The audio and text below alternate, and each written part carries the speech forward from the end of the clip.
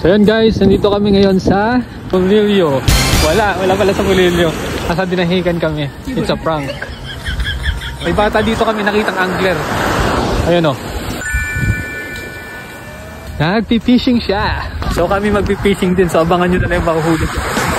At yun na nga, lakad-lakad muna kami para pumunta doon sa una-unahan ng konti at medyo maraming lubid pa. At kung makikita nga ninyo ay medyo malabo nga yung panggilid ng dagat. Ako ngayon nagmamadali dyan at gusto kong makahuli ng talakitok dito sa spot na to. E di yun na nga, at naghagis nga ako ng naghagis dyan. Tapos biglang may strike 5 kiluhin, sabi nung iba.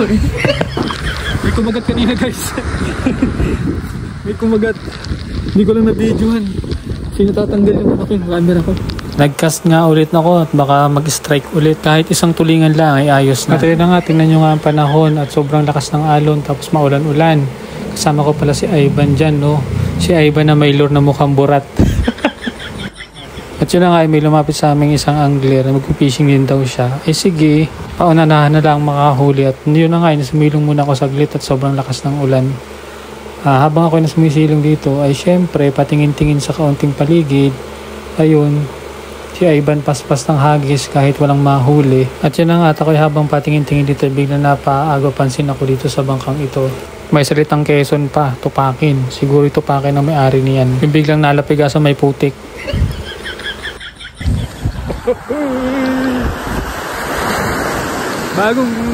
bagong action camera ko to. Yes, so balik tayo guys. Balik tayo sa hagis. Tingnan natin kung makakahuli na tayo ngayon. Gamit ko na ay ito. Yan o. Yung aking yan. Hop, gumalaw ka. Yan. Ang aking personalized or signature minnow. Gumalaw ka. Yan. Ang aking personalized or signature minnow. Let's go. Fish on guys! Fish on mga mo! Asaan ba? Tribali! Banana!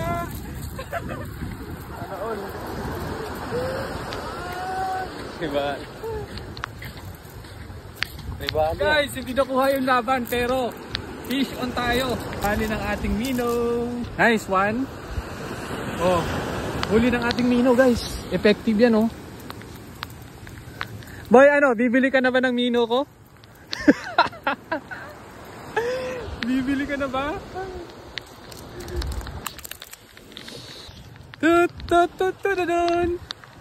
Ivan, ang alat naman.